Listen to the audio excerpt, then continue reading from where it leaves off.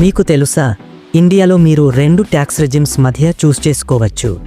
Just 60 సెకండ్స్లో clear చేసేద్దాం. ముందుగా ఓల్డ్ ట్యాక్స్ రెజిమ్. ఇది మల్టిపుల్ ట్యాక్స్ స్లాబ్స్తో వస్తుంది.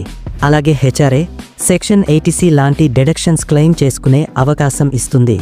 రెంట్, ఇన్సూరెన్స్ మరియు ఇన్వెస్ట్మెంట్స్ మీద డిడక్షన్స్ వలన మీ ట్యాక్స్బుల్ ఇన్కమ్ చాలా తగ్గుతుంది.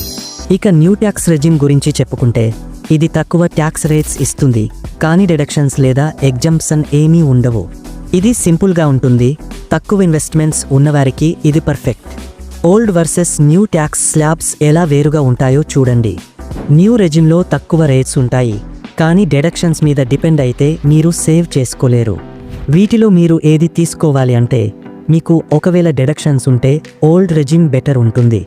సింపుల్ స్ట్రక్చర్ కావాలంటే న్యూ రెజిమ్ తీసుకోండి. మీ ఇన్కమ్ కోసం బెస్ట్ చాయిస్ కోసం ట్యాక్స్ ఎక్స్పర్ట్ని కాంటాక్ట్ చేయండి.